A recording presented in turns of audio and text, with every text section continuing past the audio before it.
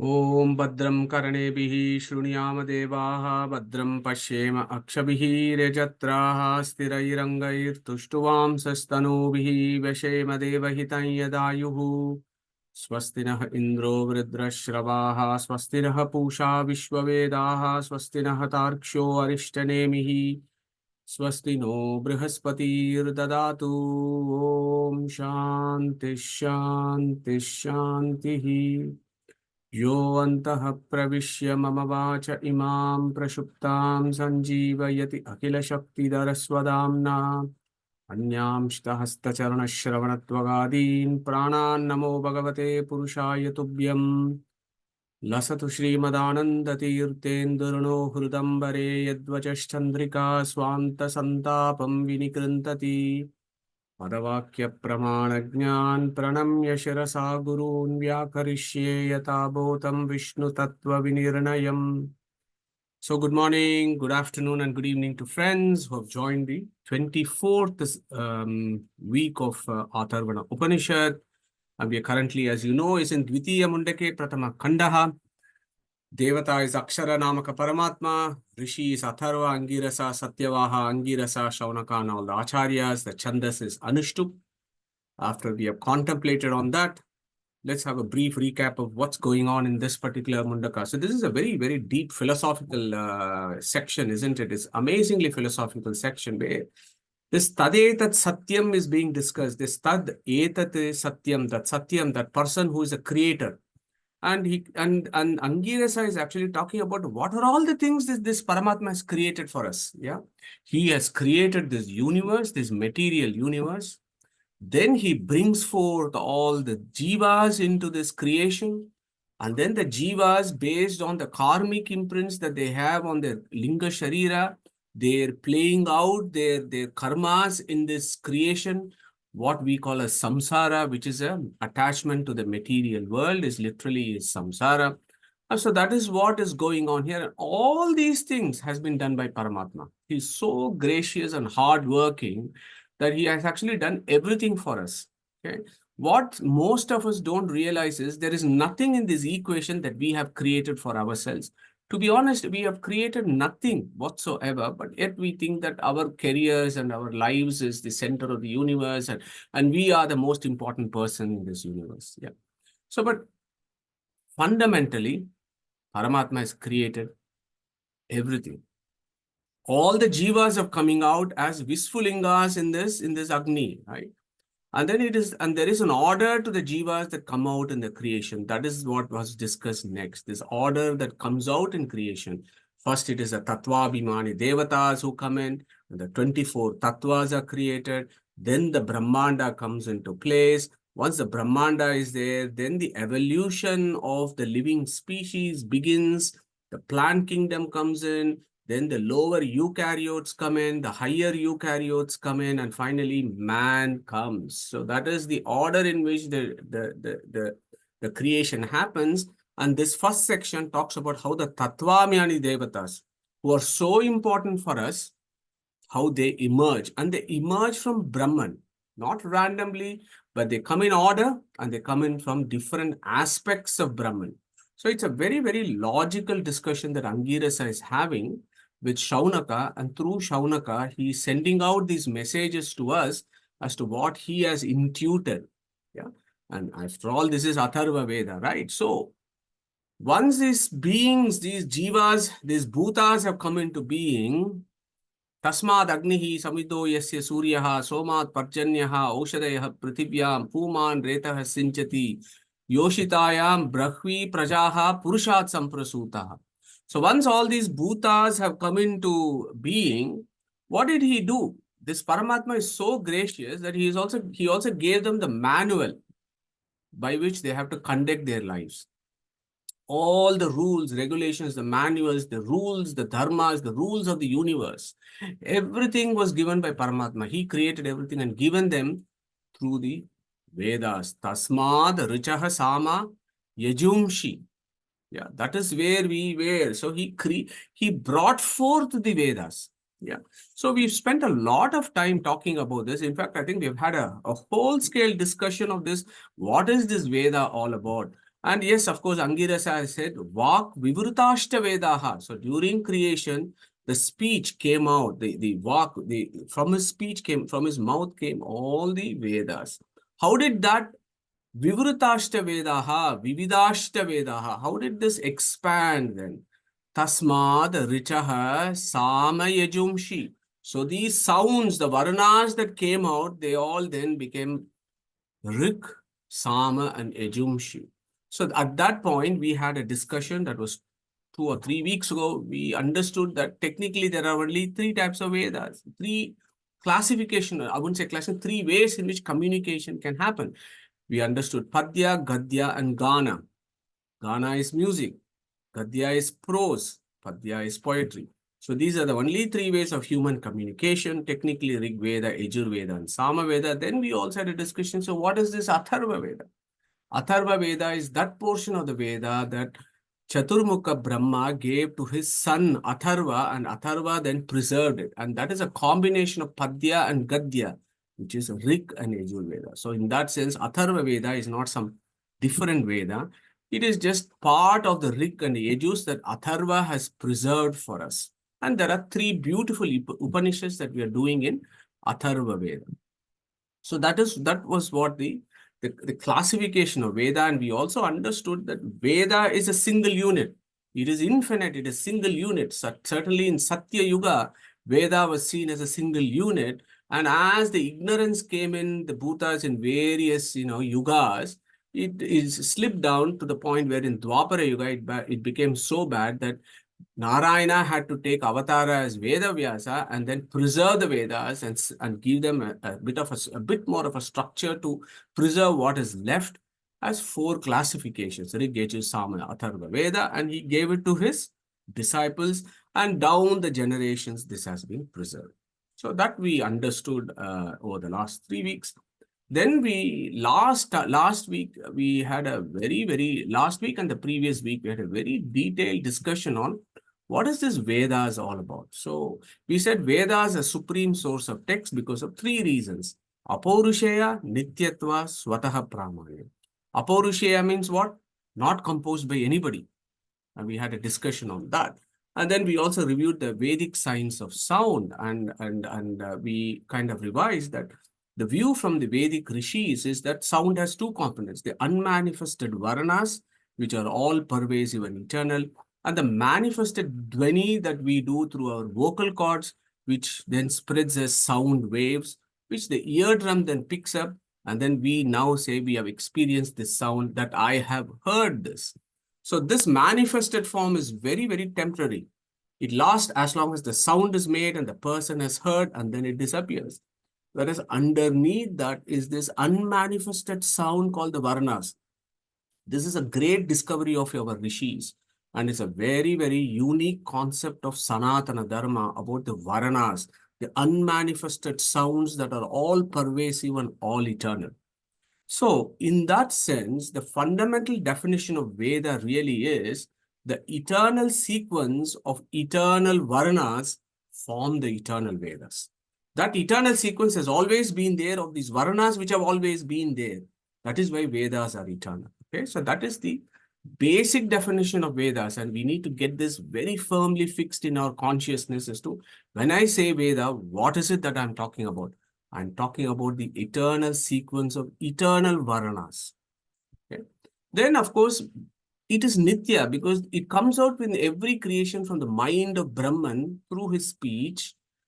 But there is never a point where there was the first creation. Creation is an eternal cycle, isn't it? It is going on forever.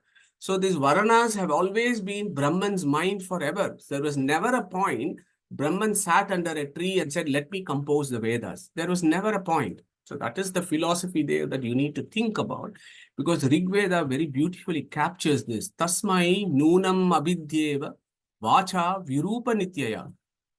Virupa was a rishi, and he says, Vacha Nityaya, this eternal sound, learn this Paramatma. Nitya Vedaha Samastashta Shashvata Vishnu Buddhigaha Sarge Sarge Amunai Vete Udgiryante Tataivacha Brahmanda Purana, which gives a beautiful definition.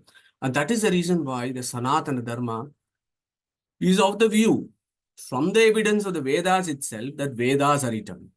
Okay? Then we had a discussion. It's all well and good that the Vedas are Apaurushaya and Nitya, but still it doesn't make it authoritative. For something to be authoritative, some fellow has to attest a stamp and say, I approve this as authoritative, is one view. But as Vedic philosophers, we reject that view. We don't need somebody to attest the authoritativeness of something. Pramanyam cha swata eva. Okay? That true knowledge is self-valid. It doesn't need an external attestation. This is a fundamental epistemological question in philosophy that our Vedic rishis solved thousands and thousands of years ago. Vedic statements are self-valid. It does not require an authoritative person or external validation to attest its validity. So these are the key ideas. Go back and review those slides and get these firmed up, because this is the core of Sanatana Dharma. If we don't understand this and we don't get this firmed up in ourselves, we are in a very slippery slope when we certainly talk to friends from other philosophies. So then last week we had this beautiful discussion of Prasthanatrayi. Sutra Prasthana, Gita Prasthana, and Upanishad Prasthana. They form the primary authoritative scriptures for Vedantic philosophy, be it Shankaracharya or Ramanujacharya or Madhvacharya. Their schools of thought about existence and Paramatma and Jiva and Samsara, etc., their ideas and concepts have all been, these acharyas have claimed evidence from these three: Sutra, Gita, and Upanishad. Upanishad, we can understand, right? Because Vak Vivritashta Vedaha, Upanishad, after all, is part of the Vedas. They're eternal, they're authoritative, so no problem. Then we had the question about how can you prove the authoritativeness of a chap like Vedavyasa, who has composed Brahma Sutra and Gita Prasthana, and how can you prove that he is authoritative? So there we looked at a lot of evidence, and we kind of came to the conclusion that Vedavyasa is authoritative because he is incarnation of Narayana, who is, Mundaka Upanishad has said, is Yes sarvajnaha sarvavid yasya jnanamayam tapaha tasmad etad brahma nama rupam annam chajayate. So this Brahman, Narayana, Vishnu is sarvajnaha. He is omniscient. The Vedas themselves give you the evidence. So to prove the aptatva Vedavyasa, we have to go to the Vedas to find that evidence. Okay, so that was the overarching summary of what we have done over the last 2 or 3 weeks. So let's move to the new line. So this is the new verse for new lines for today, and we are still in the same verse, the 6th verse, and hopefully we'll be able to finish the 6th verse and move on to the 7th verse next week. So what does Angirasa say? Tasmad richaha sama yajumshi. Dikshaha yajnashta sarve kratavo dakshinashta samvatsarashta yajamanashta lokaha somo yatra pavate yatra suryaha. Beautiful, very, very logical sequence here. So he said, yes, Vak Vivritashta Veja, Tasmad Rama Sama Yajumshi, Brahman has done all this. And then Angirasa says, he just did that. What is that Veda? Yes, Vedas is both Paravidya and Aparavidya, right? It becomes Paravidya when we read the whole of the Vedas to know about Paramatma. But how are we to know that Paramatma? We got to do something. Yeah. So those things is those rules and regulations for studying and living as per the Vedas. That was also created by Paramatma. Yes, he is so graceful and he understands our plight so much that he's given us everything. Yet we don't use it. Most of us don't. So he then, after giving the Vedas, then he also established these systems. He established the Diksha, the Yajna, and Kratavas, and the Dakshinas, and when you do it, and so on, which we will see today. All those things come from the Vedas. These rules have not been written by somebody and said, this is why we have to do this. No, they come from the Vedas, which comes from Brahman's mind, which is eternal. So these rules and regulations that for studying and living as per the Vedas is an eternal rule and regulation that Brahman has given for us so that we can find our salvation. So let's explore this a little bit more. So Diksha. Okay, so what is this Diksha? Many of us would have heard Diksha. So let me just take this through a few, simple statements. Diksha, in some perspective, in one perspective, just means initiation from a spiritual master. Okay, so some folks claim that you need to have an initiation from a spiritual master before you can study the Vedas. This is the claim of some folks. Some people say this is a spiritual initiation. To be able to study the Vedas, understand the Vedas, and lead the life as per the Vedas, you need to have an initiation. Friends from other philosophies, they also have dikshas. They also have this consecration and purification in various stages of life. They may call it as consecration. We call it as dikshas. And of course, the Vedas have given us 16 samskaras, right? Starting from birth to death. 16 samskaras. And these samskaras are all dikshas. Okay. And one of the samskara is what? Upanayana or Yagnopavita Diksha. Which if you're a kid just getting into brahmacharya, want to read Vedas, then of course there is a system in the Vedas, at least in the Vedic time. I'm not talking about what is going on in the present system, which is totally corrupted and flawed. Let us not go there. I'm talking about the utopian Vedic system. Okay? So what used to happen there? That samskara, one of the samskara was Upanayana. So this person now wants to get into the studies of the Vedas and understand the bigger questions of life, and he wants to get himself or herself educated. So for that, the Vedas themselves give us a system called Diksha. It is a commitment, yeah. Fundamentally, Diksha means commitment. It is not that just some fellow whispers something in your ear and then that is it, you are initiated. No, it is a commitment from the person that he is going to do something from now onwards. So that is what Diksha fundamentally is. So I've just taken one of the examples from the 16 samskara, which many of us would know is called Upanayana, which is also called Yagnopavita. Okay. Look at Upanayana. It is not just putting some threads around your body and then claiming something, which I don't approve of. So Upanayana, our gurus teachers, Upanayana means Upa plus Nayanam. Upa, Upari, Nayanam, situated. To be situated at a higher platform, which is what? Thinking about higher things of life, trying to gain knowledge, rather than just eating, hunting, mating, and protecting and that kind of stuff. No, higher things, because the other things even animals do. What we should be doing, because our intellect is a little bit more mature than the animals, and this is a sadhana sharira, is we need to stay at a higher level. That is what Upanayanam is. And to be at that higher level of existence, you need to have a commitment, right? So that is also called Yagnopavita. And again, our gurus teachers, look at the etymology of Yagnopavita. Yagna and Upavita. Upavita means a thread. Yagna. Yagna is all that we have been discussing so far over the last 6 months, that Angirasa is teaching Shuanaka, because Shuanaka is what? Shaunako Havai Mahashalaha. He is a big Yagnashala and he is doing all the Yagnas. Okay?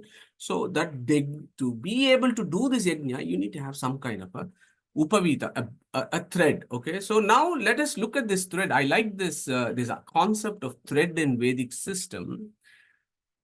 Why? Because threads are worn in various occasions in our Sanatana traditions, right? We are all, most of us are familiar with this. One is this brahmacharya getting a thread. Then we put this dharbe in our fingers when we do yajna, right? Dharbe in our finger. That is also a commitment. Then we have all these yantras that go around the wrist. People do all sorts of yantras, and you can see red, yellow, green color around the wrist. Wedding time, of course, the ladies get the Mangal Sutra and the boys get all this thread around them.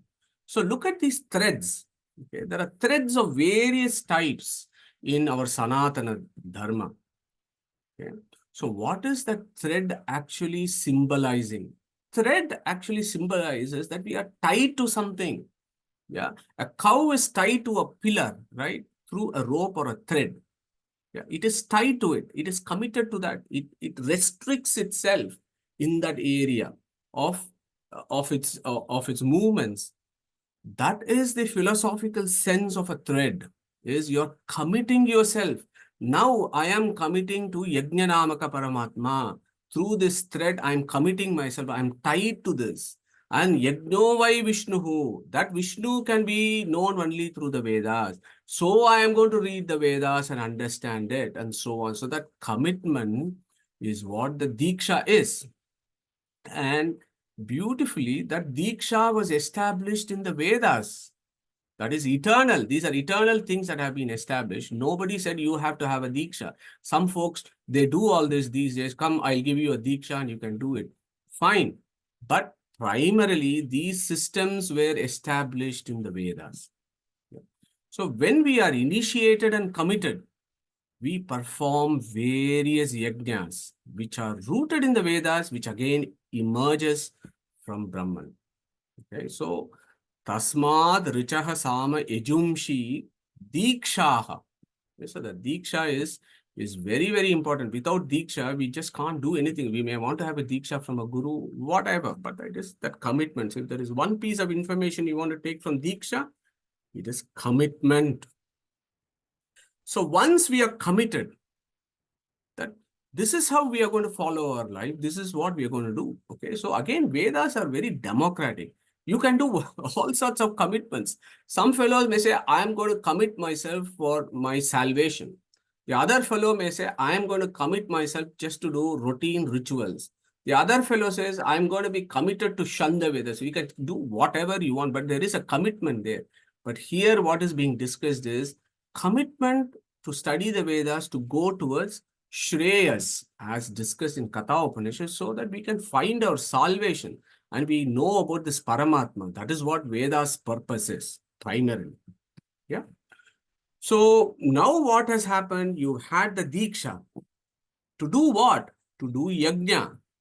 Yeah. Once you have the Diksha, which is also emerges from Brahman through the Vedas, then the same Vedas themselves give. So now we have had the Diksha made. Now go and do all the Yajnas so that you can work out your, your salvation or your journey. So all the yajnascha sarve kratavaha. So this is very important. All yajnas of the Vedas emerge from Brahman. So last week I was at a friend's program where there was a yajna that was going on, and we were all witnessing the yajna, and some of us were able to sort of link it with the Atharva Veda and see all the Vishfulingas, the flame, the Dhuma, the Angaraha, the Archi, and everything else, and it was really a special experience. But that kind of yajnas, there are many in the Vedas, various types of yajnas that you can do for various benefits. Primarily to know about Brahman, primarily as a worship of Brahman, so that it is a devotional service. Yajna is a devotional service, not a ritualistic activity, as we have seen a million times. So what did this Veda do which emerges from Brahman? So in that sense, Brahman is the creator of the Vedas, in the sense he brings it forth into manifestation. So he gives all the yajnas. Yajnascha sarve kratavaha. Yeah. So the rules and regulations of various yajnas that you may be doing when you go to a temple to do a havan or whatever other functions, they all come from the Vedas. Okay? They are not drafted by an individual, and it emerges from Brahman. So yajna, very brief review of yajna, fire sacrifice. You have the smarta rituals, shrauta rituals ordained in the Vedas, the various fires that you should have. I'm talking about the classic Vedic system. Now you'll be lucky if you have a deepa in your puja room. But in the Vedic times, you have all these agnis. Garhapatya agni, ahavaniya agni, dakshina agni. Yeah, Shrauta Dhana, from the Vedic system, they come these Agnis come. Garhapatya Agni, you do Agnihotra. In Ahavani Agni, you will do Ahutis to the Devas. In Dakshina Agni, you will do Ahutis to Pitrus. After you got married, you have the Smarta rituals. Comes from the Smritis, which originate from the Vedas, of course. Vivaha Homas, Aupasana Agni, Smarta Agni, Ekagni, Aupasana Agni. After marriage, we are supposed to do twice daily. Of course, we don't do it, but I'm just putting it. It's a theoretical discussion here. As I said, even if you have a deepa, that will be good in our puja room or in our house. But these are all the things that Vedas are talking about. We may want to follow this or we may not want to follow it because some of us may feel that it is not practically feasible in a modern life. There are people who do it. Yeah, we have seen people who are doing this in the Western world, following these kind of lifestyles. Yeah. So, Yajnashta Sarve Kratavaha, he gives us all the rules and regulations of Yajnas also for us to progress in our lives. We are still in the Vedic sacrifice. So, of course, Anandji very beautifully did a quiz yesterday for us in our Vedic retreat where he had 18 of us there. Hotru, Advari, Udgatru, Brahman, Yajamana, and Yajamani, 18, with 18 questions and 18 seconds for each question. So it was wonderful. So that was a Vedic sacrifice. And so is the primary Vedic sacrifice that happens like this.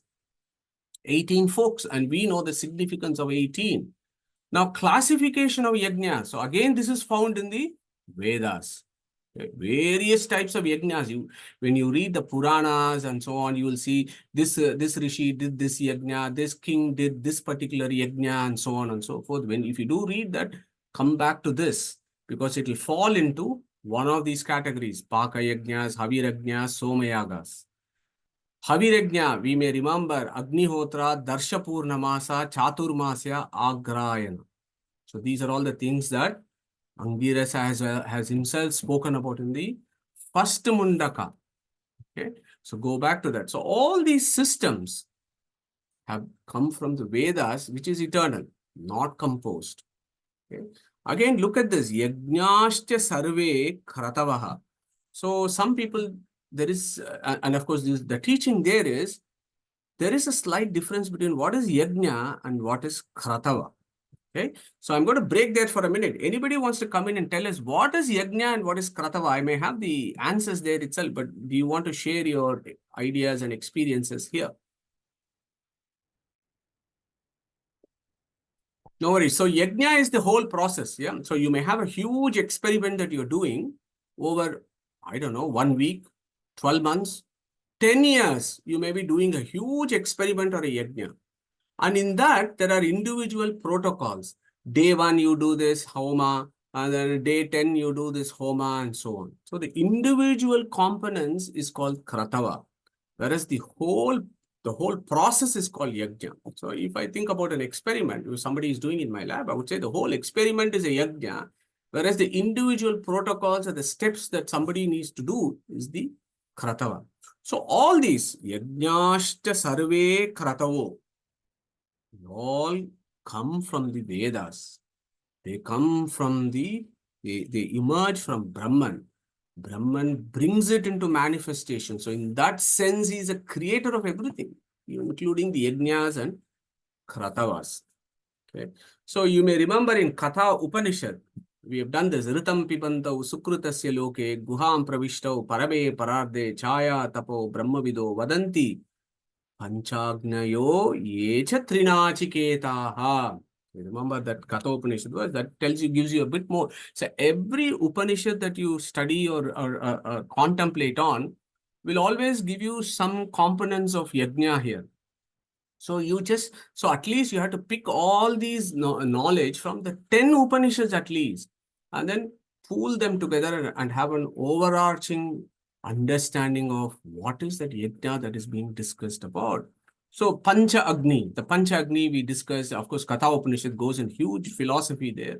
5 Agnis, I've just mentioned to you, Ahavaniya, Dakshina Agni, which is also called Anvaharya Pachana, Garhapatya, Pranita, Avasatya, those are all the 5 primary Agnis.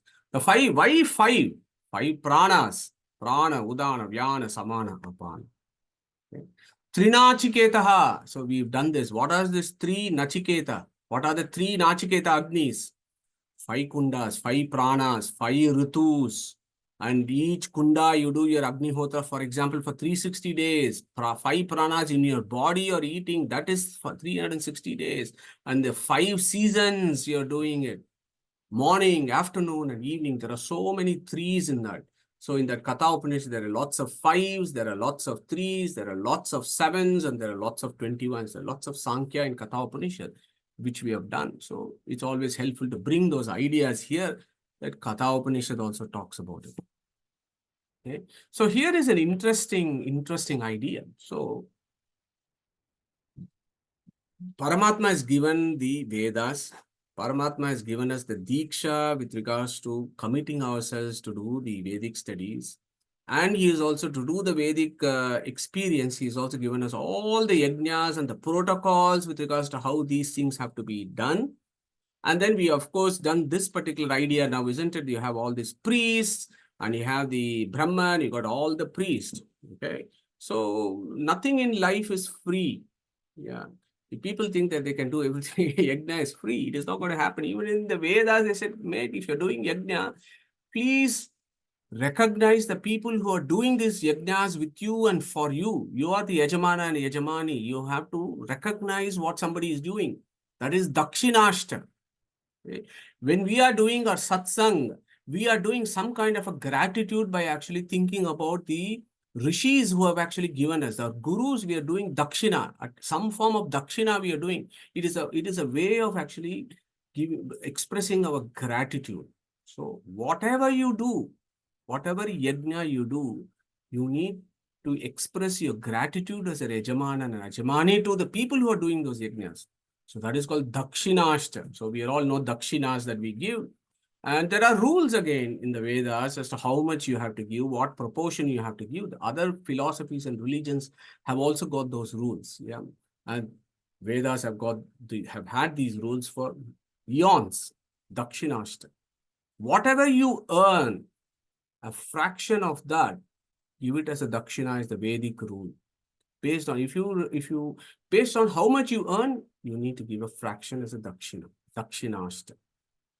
Okay.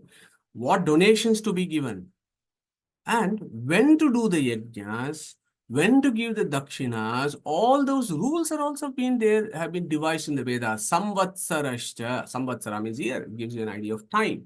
Yeah. Appropriate time when the yajna should be done. Okay. So this is all is every minute detail of what you have to do, starting from reading, understanding the Vedas, doing the yajnas, what are all the prerequisites, the rules, regulations, what type of yajnas, what kind of dakshinas to give, when to do this, everything is in the Vedas. It is a complete manual with regards to how we want to look at this journey of souls from our individual perspectives. Okay. So, Samvatsarashcha, who is doing all this? Yajamanashcha. So, you and me, we are doing all these works. I mean, technically, we should be doing it. Okay. And then what? When these Yajamanas do various things, they go to lokas. They go up and down and stay here and so on. Okay. So, for example, if you take the Mimamsakas, so who is going to tell us who are the Purva Mimamsakas and what are their approach to the conduct of life? Anybody wants to share the view of Purva Mimamsakas who do a lot of yajnas? Yes. They believe that only doing the karma of the yajna is enough. They don't actually go into the depths of the meaning of the yajna. Thank you, Shushud. Wonderful. Anybody else? Any other views? Okay, thanks, Shushud. So yeah, we'll progress. So those are some of the basic, beautiful ideas that Shushud says. So the Purva Mimamsakas are down-to-earth ritualist. Do this sacrifice. If I do this sacrifice, you will get this benefit. So I will do this sacrifice. If I do one particular sacrifice, I'll go to Swarga. So I'll do this sacrifice. So that is how they run their lives. And many of us who are supposed to be Uttara Mimamsikas, who are Vedantists, we unfortunately fall into that trap as well. And we also do our affairs of life. It can be going to the temple and putting some dakshina in the hundi. Look, there is also a dakshina in the temple also. Yeah. Or it may be inviting some purohit and do some puja for something. It is all for benefits that we do. And again, if you do that, there is provision for you that has been given by Paramatma himself. The souls have come into existence. They are in samsara. Some folks may have had diksha and they start doing yajnas. And their yajnas, again, maybe it could be as a paravidya or it could be aparavidya. If, for example, you're doing yajnas as aparavidya, he has made provisions for that. He is not going to censure you or punish you. He'll say, okay, fine, do it. Okay. And he actually says, and everywhere in the Upanishads and the Gita and so on, he'll say, look, you have to do all this. Yeah.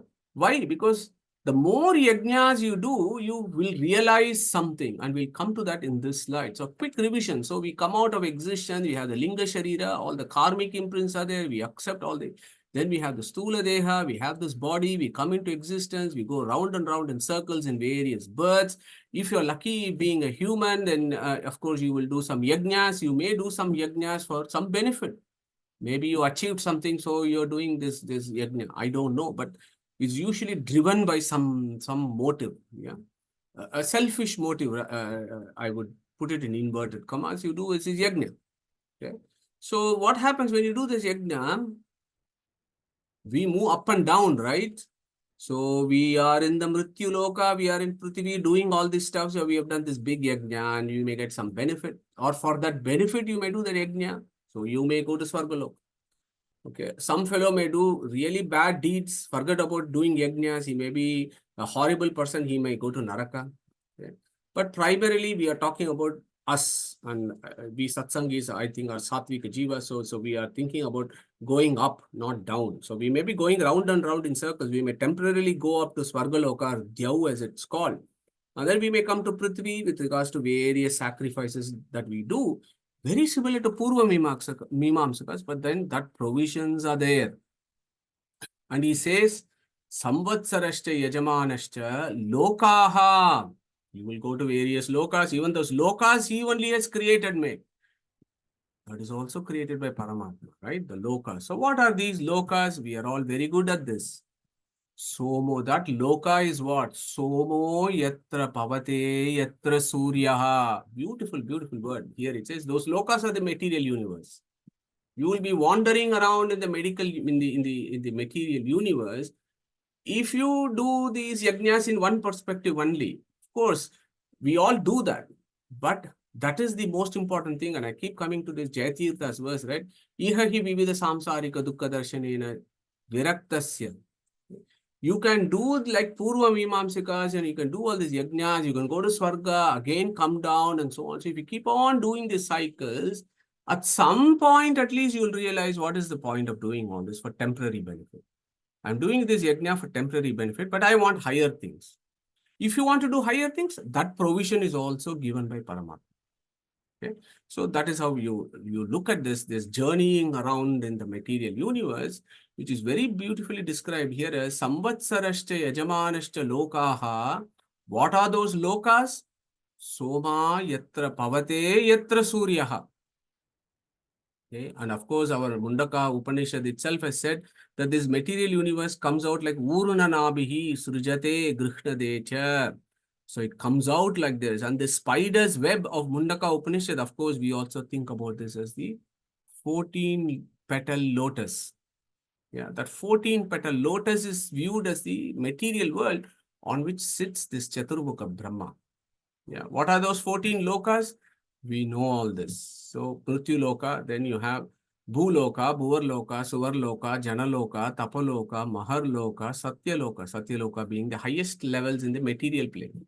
Then we have, of course, the lower levels, Atala, Vitala, Sutala, Talatala, Mahatala, Rasatala, Patala. So that is the lower lokas. So here it can be 3 or it can be 4. Okay. So think about this. Somo yatra pavate yatra suryaha. Yeah.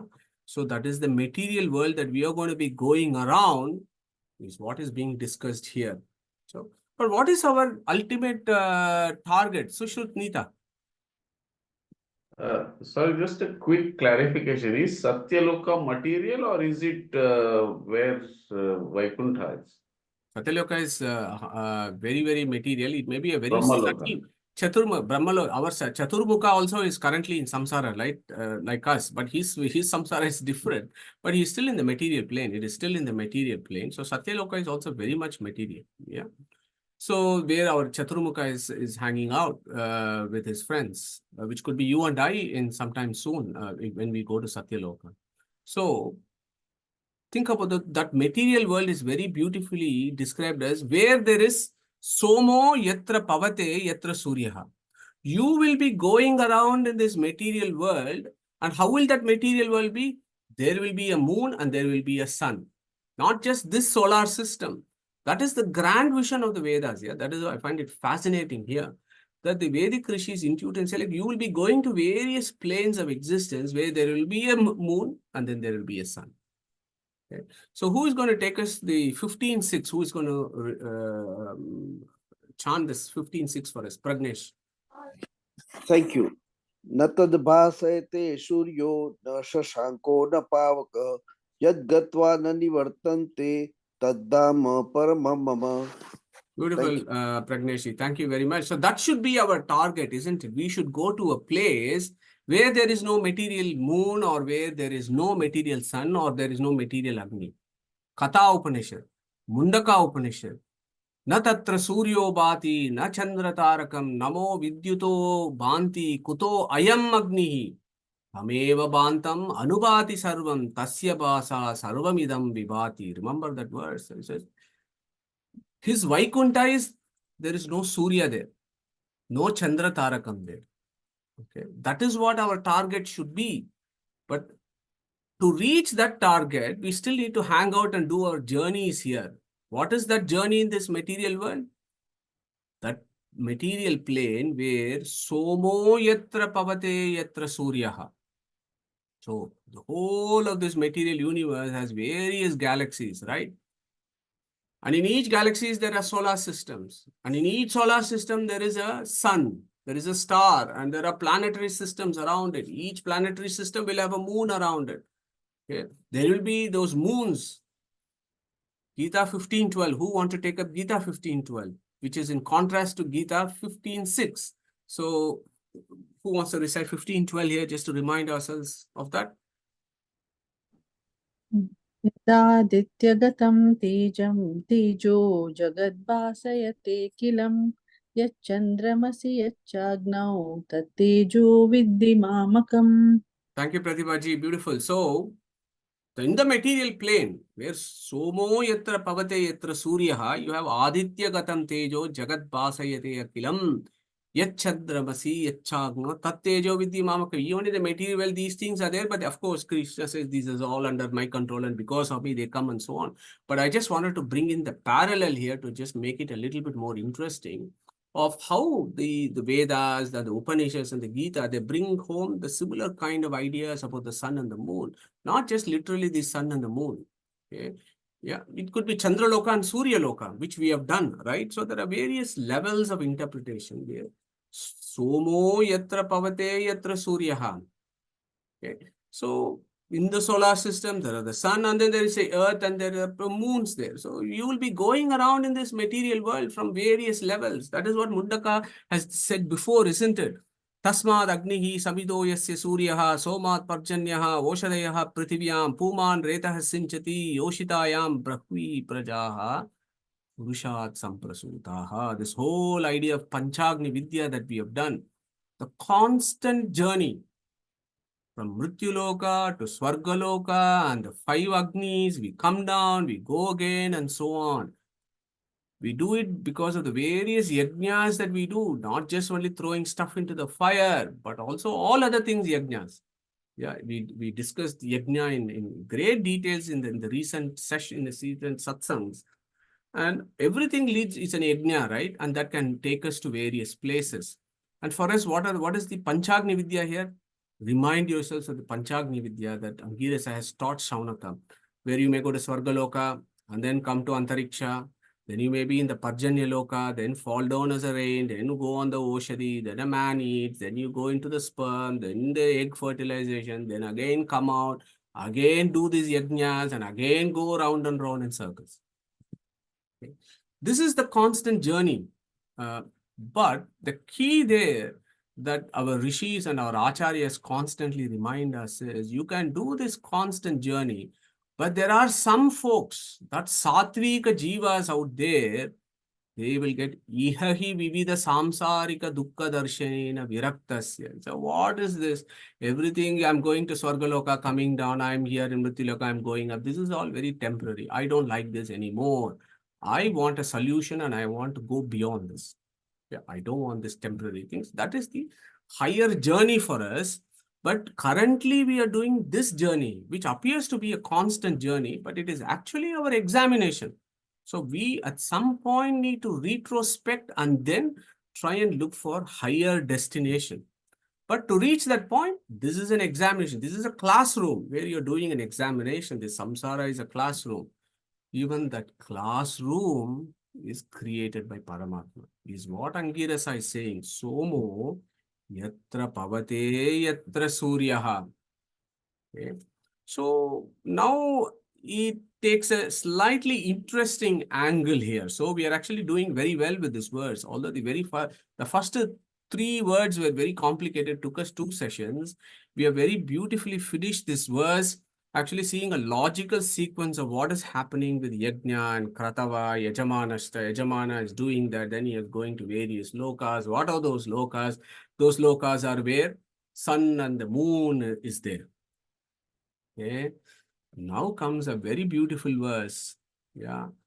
Tasmacha devaha bahuda samprasutaha sadhyaha manushyaha pashavo vayamsi prana apano brahvi yevo tapascha shraddha satyam brahmacharyam vidishcha.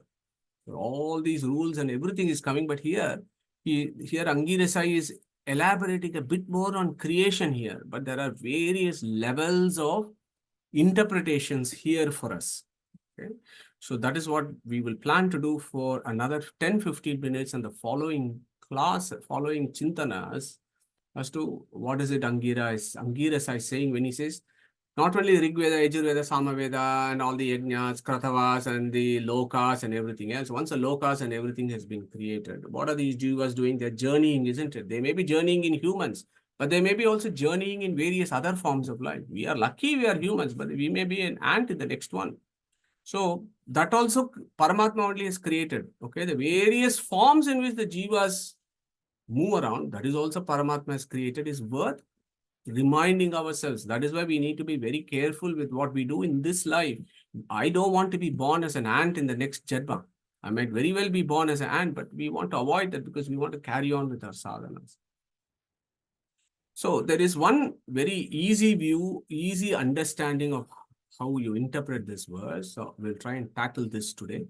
And then we'll take up the Devatas itself. Okay, there is the Devata creation, right? All the Tattvabhimani Devatas that we have discussed about. And we have said they come out from Brahman from here and there.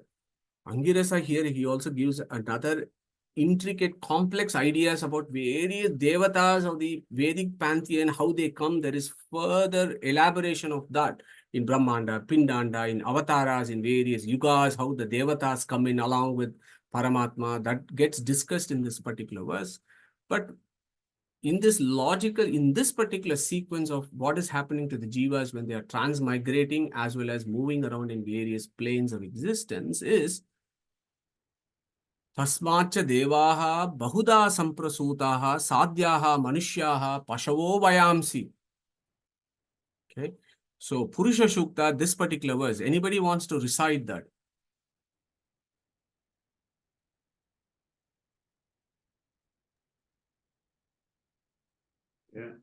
Yeah. Tasmat yajñat sarvahutaha samvritam prasadacham. Where is it? Pashugas chakre vayavjana aranyan gramyaschaye tasmat ashva ajayatha ekesho bhayadantaha Gavo hi jagnire tasmat jata ajavayaha yad purusham vyaduhu gatidha vyakalpayan.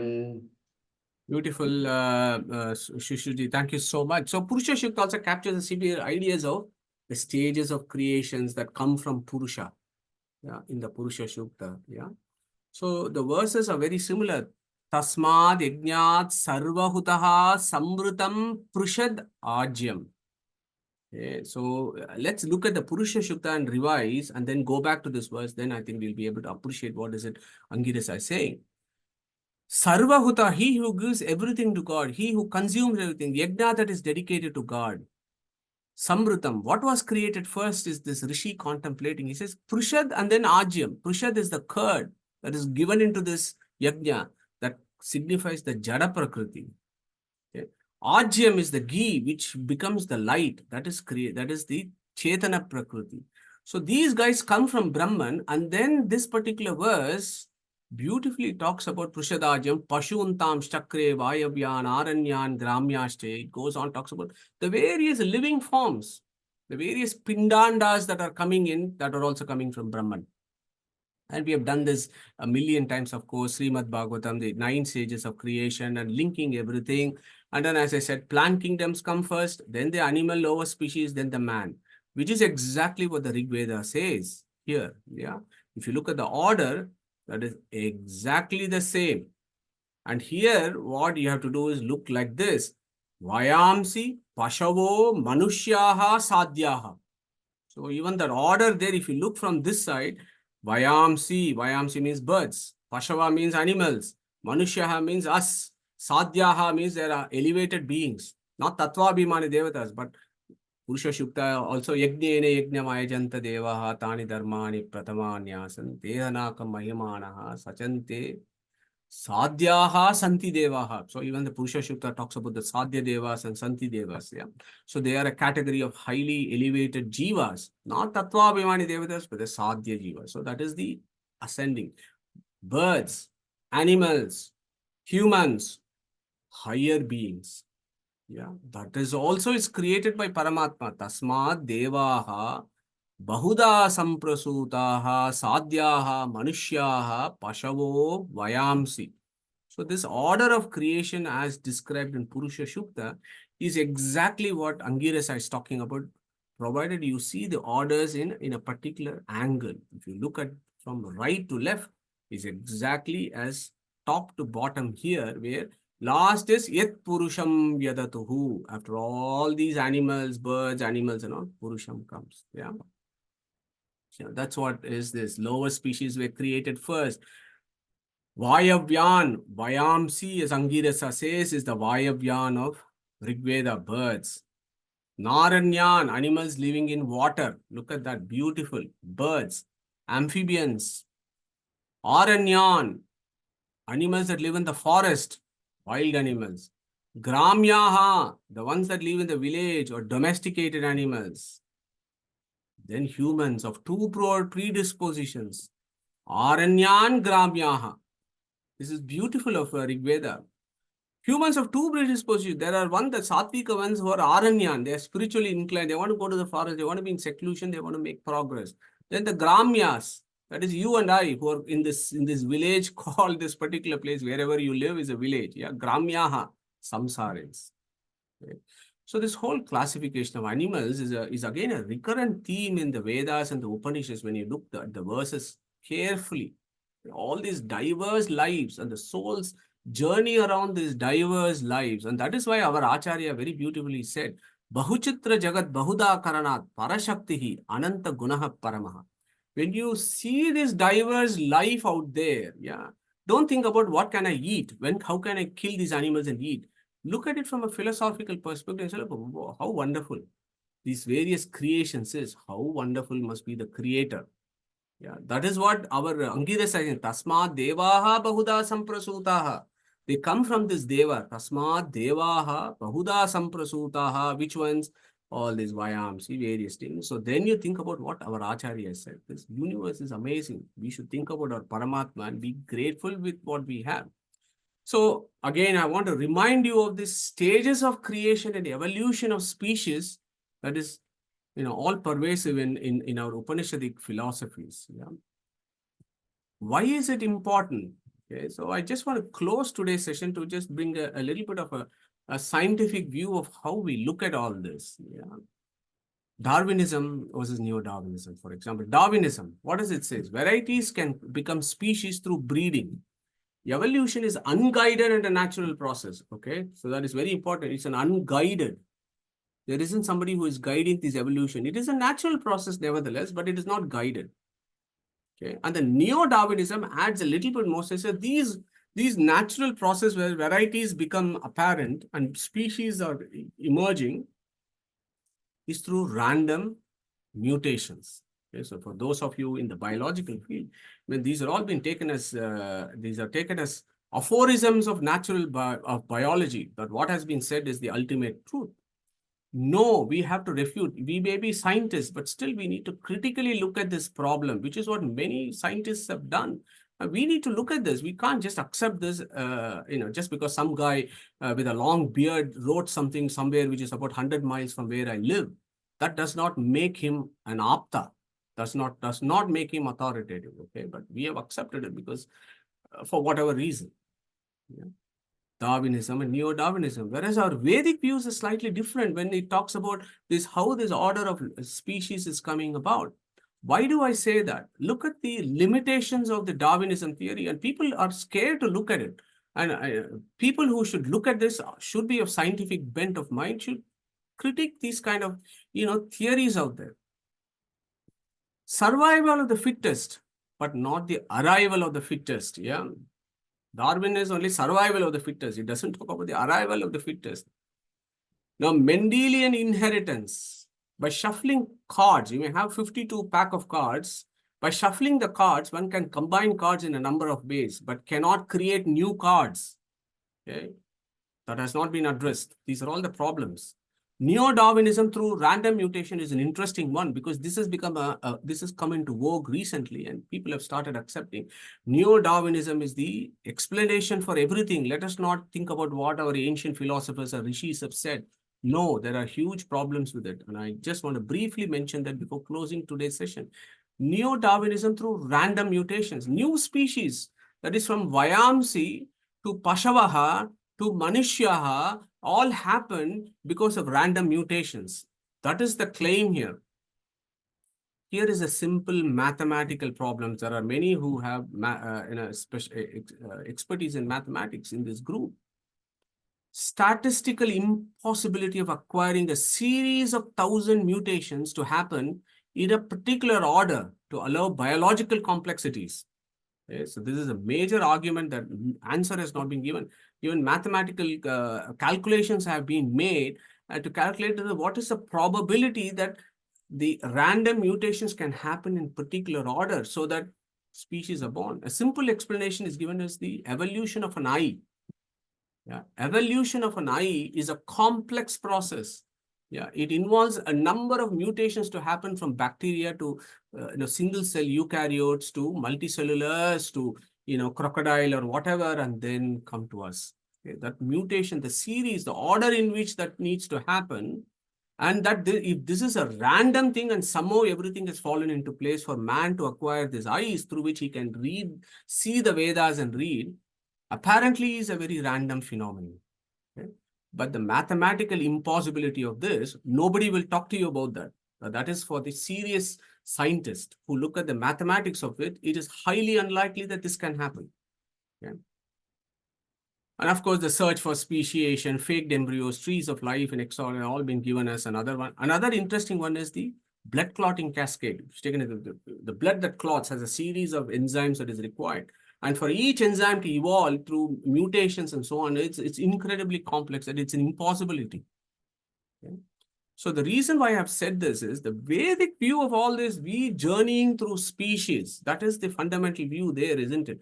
We as souls are journeying through species. We are evolving from an ant, from a Trinajiva to an ant, to a monkey, to maybe humans. Then with a human sadhana sharira, we may go somewhere.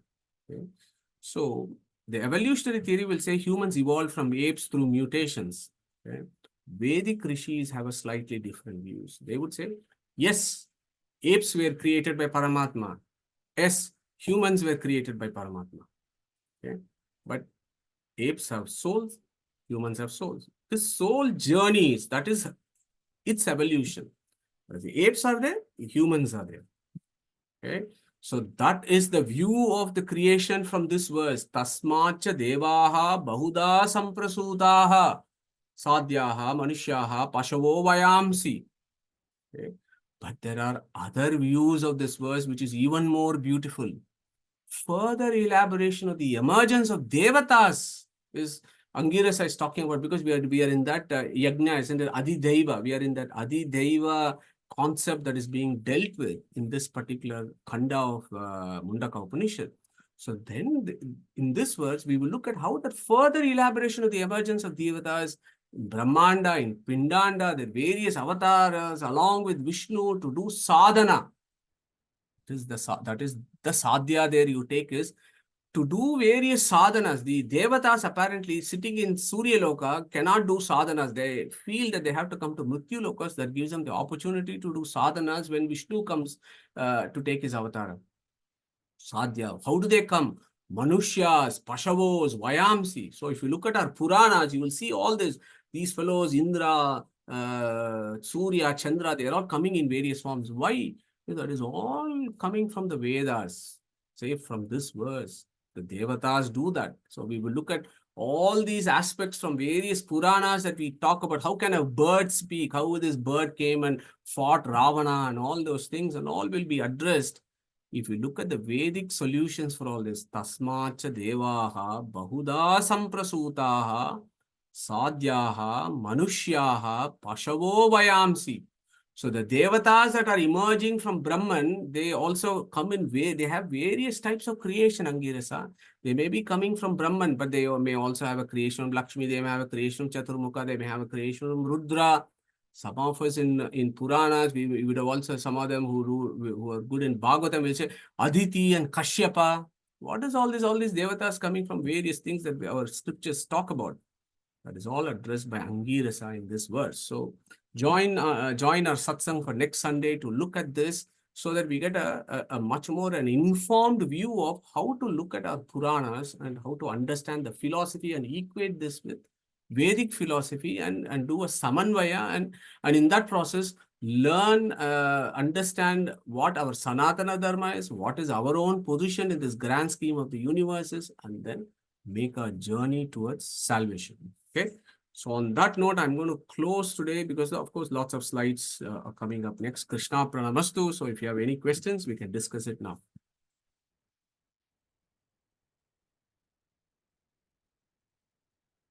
Excellent. So no further questions. So I'm pleased I close. One quick question. Yes, sir. So Shishut, yeah. Is sadhya the same as liberated souls or are they just elevated souls? So they are elevated souls, so Shuji. They're just, I mean, as you know, there are souls scattered everywhere in the universe, right? Some of them are, their swabhava is like you and me, or their swabhava may be a much higher category. So sadhyas and santis are all devas. They're all various categories of, you have Vishwe devas, you have sadhya, santya, sadhya devas, santi devas, rudras, adityas that are all described in the Veda. So they are. But what the Purusha Shukta says, by doing yajna, those Sadhya Devas and Santi Devas also achieve liberation is what the Purusha Shukta is saying. Prakashji. Namaskaram, Madhushanjay. Now this Jiva enters and we saw that Reta Chintate and all. Now, in the IVF case, there also, it's even though it's a petty thing, it comes. But if it is frozen and kept, even then the life comes back. So the Jiva entering is, according to you, is it only when the the fertilization takes place and it stays there, even though it frees it and then comes back, and the Jiva stays that in the, in that freeze and whatever that situation. I just wanted to see that. I mean, it intrigues me a lot. That's why I asked that question. Sure. Yeah. So I'll definitely come to it. But in the meantime, I just wanted to get others to share their thoughts of what Prakashji is asking, a very, very interesting question about what happens to the sperms that are stored in minus 240 or whatever in liquid nitrogen. Yeah, so 180 degrees centigrade, minus 180. So these sperms are all stored in some liquid nitrogen, or the eggs are frozen. That's very common in clinical practice, of course, for the sort of works that some of us do, where these things happen fairly regularly. So the question there is, so how is that happening? Is that right, Prakashji? Is that what you're asking? So how is that? Yeah, no, my question is the Jiva, will it the moment it enters and then that fertilization takes place, normally we say that the Jiva enters and then the Jiva gets the body, everything. But when we fertilize it and then we store it, for cryogenic or whatever, that the low temperature, and then I also seen that after 10 years, 15 years, put it back, the life is born. So the question is, this jiva, is it going to be there? I know, suppose we give over 100 years, the jiva is going to be there, or only when it comes, when you put it back into the into a mother's womb, that is the time when the jiva actually comes. This is something which I did not get clarity. That's why I'm asking this Yeah, question. sure. Yeah. Anybody wants to come in and share their ideas before I kind of I just make my effort? just a quick one, Ray. This is Anand here. When they are freezing in liquid nitrogen, they are only freezing egg and sperm separately. Not after fertilization. You don't freeze them, right? Otherwise, cryogenically we all can exist in the temperature, right? So it, as long as it's egg and sperms are separated and then they are frozen, they are just jatas.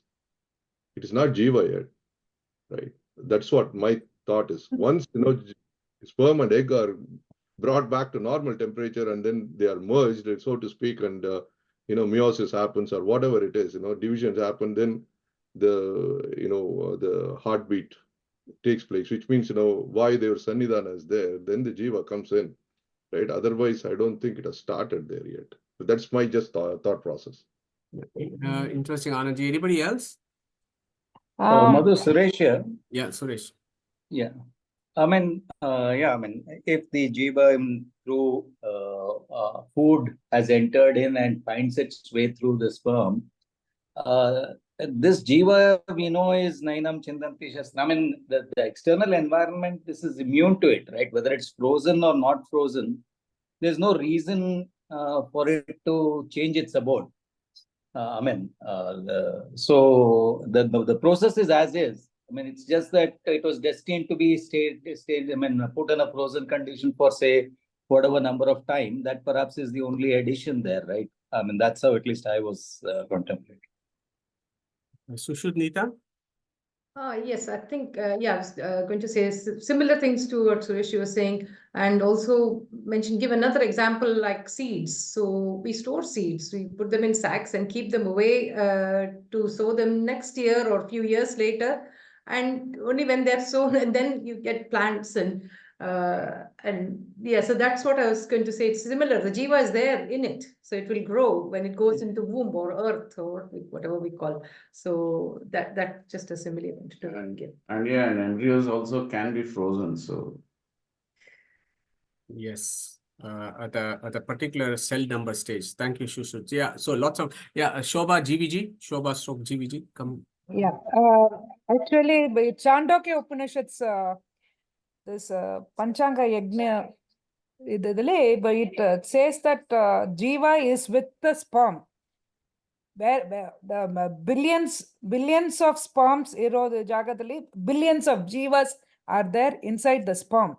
So only when it goes to the mother's, when it goes to the mother's womb only, then the jiva goes to the mother's So that is my thing. Thank you, Shobhaji. Harshad Thakre? Namaste. I mean, some quantum physicists regard jiva as a consciousness. Now, whether we regard consciousness as an individual consciousness or a cellular consciousness, that's the big quandary. So, for example, in the example that's been cited about the sperm and the egg, we could use the same analogy with regards to live donor transplant. So, if the donor, the real person, is no longer living, no longer conscious, but his liver or whatever his organ is transplanted is still living. So how do we regard that? It's a bit of a conundrum there. So we could regard it as an individual consciousness and maybe a cellular or a molecular level consciousness. Yeah, I'm not answering the question perhaps, but yeah, thank you, Harshadji. So very, very lots of deep thoughts there. Okay, so I think so many angles to the answer has been provided, Prakashji, here by others already. So let me make an attempt to give perhaps a different kind of view. So first, Acharya says, Paramanu Pradeshepi Anantaha Jiva Rashayaha Vatsat Shruti. Yeah. So that is from the Vedas itself, which says, Jivas are infinite, and infinite jivas are everywhere, all pervasive. Even inside the space of the atoms, there are infinite jivas. Is the Rig Veda, is the Vatsa Shruti statement.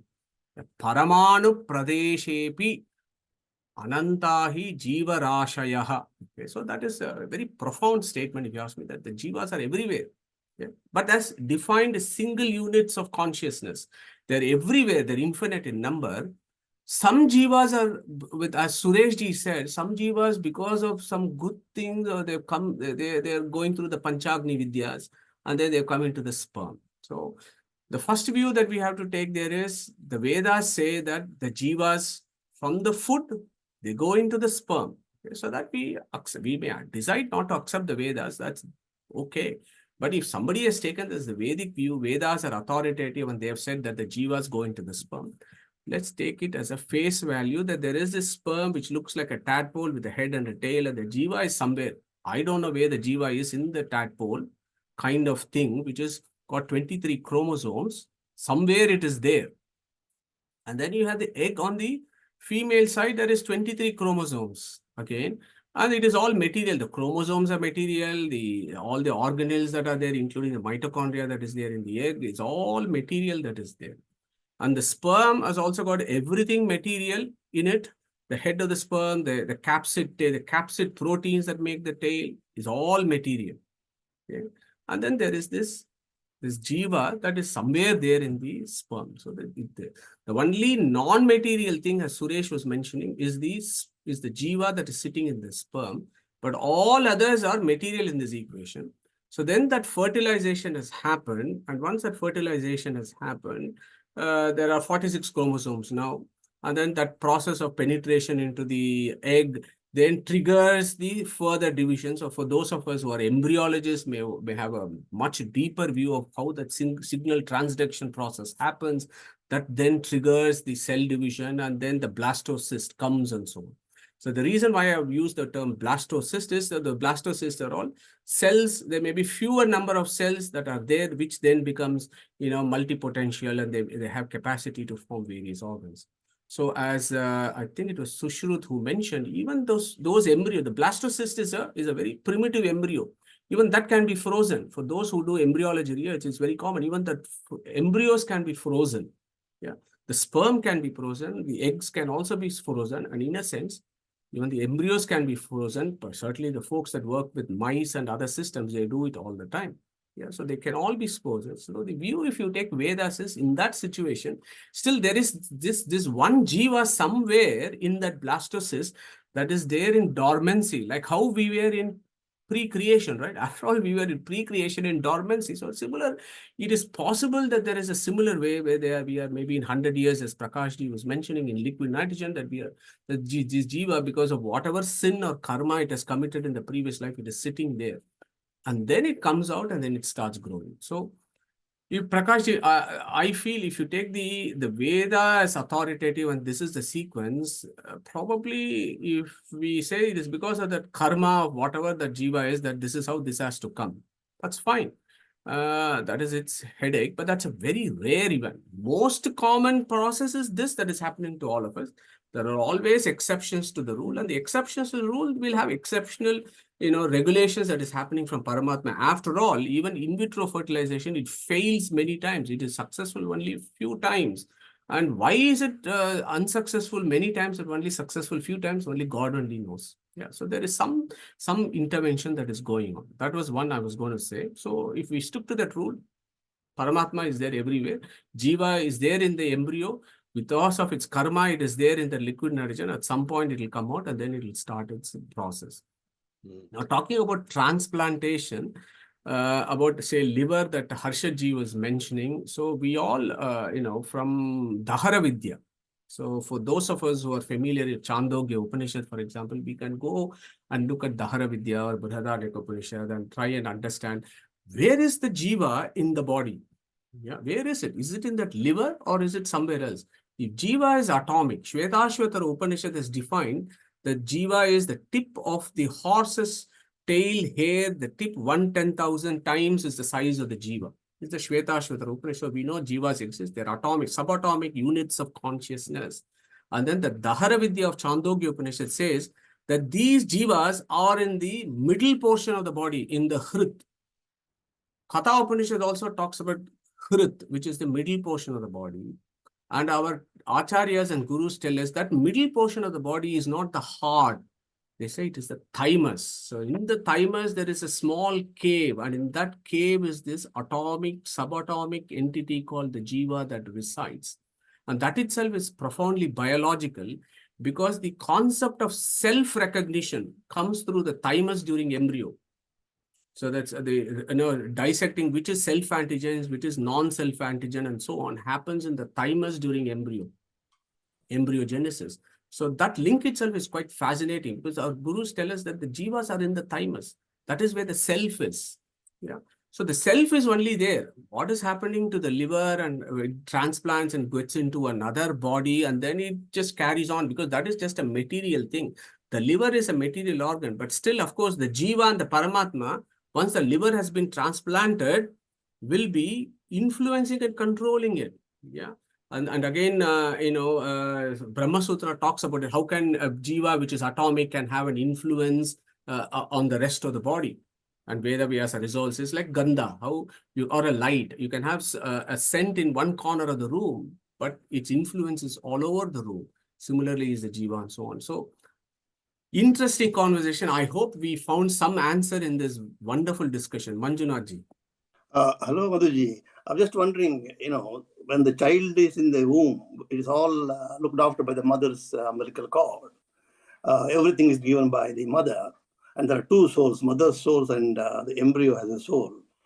So my question is, until the child is born, until the child takes the first breath, then the child gets the prana. Is that what your view about that? And that's the time the soul will come. So, Manjunathji, the view on the Vedas is if you go to Aitareya Upanishad, and I'll have to go back to which chapter in Brihadaranyaka, where is that, it is at the point of conception is where the life of that jiva, that body is. So the life begins at conception, not at 21 weeks or whatever from a medical perspective. The Vedic views, it begins at conception. And what you are saying is very relevant, Manjunathji, where there is the mother, and there is a soul of the mother, and then there is the jiva that is there in the embryo, and then there is a cord. Yeah.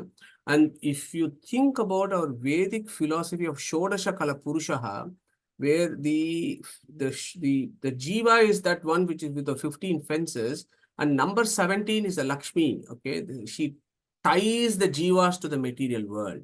And then Mahalakshmi is, so that is the principle. There is the universe creation is also very simple. You have the Mahalakshmi there, then there is the jiva. The jivas are tied to the material world by Mahalakshmi. If you think that the cord and the jiva there is very analogous to Shodasha Kala Purushaha, that is fine. And then there is this Mahalakshmi, or the mother, who is actually bringing this jiva into creation.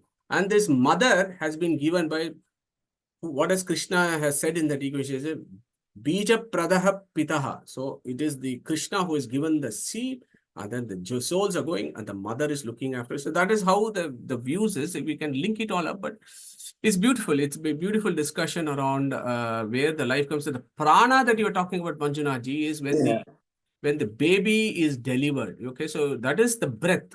So you're talking about the breath through the nose. Yeah, that is at birth. But at fertilization itself, the jiva has gone into the egg, and then our Upanishad says the for jiva to travel anywhere, there is the antaryamin and there is the prana tattva inside the jiva. Wherever antaryamin goes, prana goes, prana takes the jiva with it. So in the deeper philosophical, the prana and the antaryamin are always with the jiva, and they are there at the point of fertilization. Whereas this is the material breathing through the diaphragm that happens once they are born. So there are two different things. Thank you.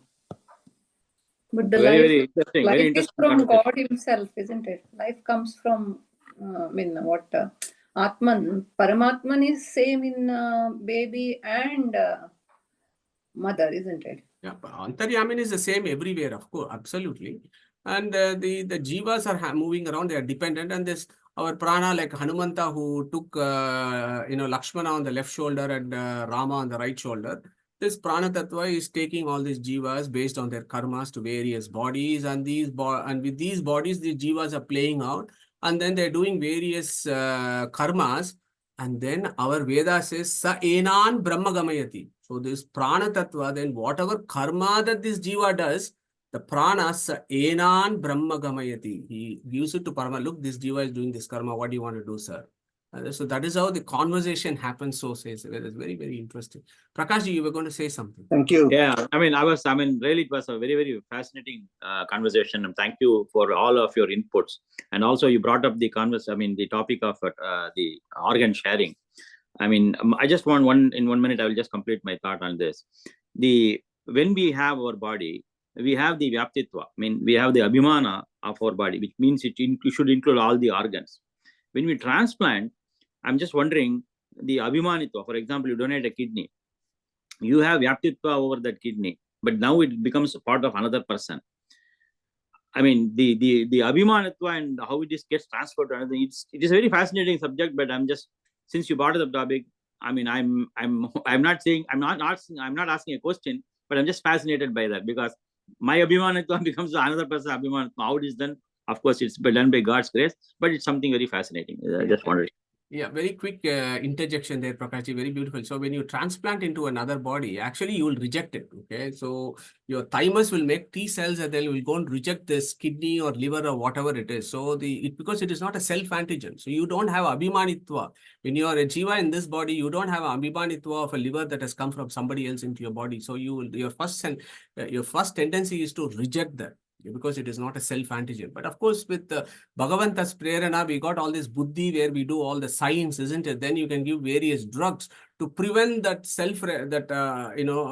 graft rejection, as it's called. To prevent all that, you can give drugs and all that. But that abhimanitva is not there primarily. The liver will not just take on, just because you sewed it up with arteries and veins and whatever else. The liver will not be taken up by your body.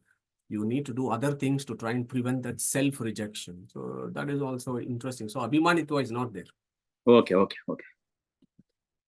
Excellent. Thank you very much. So beautiful, amazing discussion. So we'll carry on with Tasma Devaha Bahuda Samprasutaha, about that is on the whole scale discussion of what happens to all the Tattva Abhimani, Devatas, Avataras, and so on. So there'll be a lot of interactions and quiz coming up in the next session.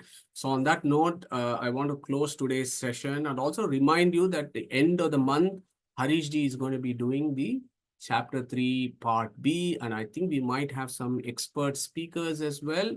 So watch out for all that information. So Hare Krishna. Harish, do you want to take us through Om Chintana today, please, and close today's session? Sure.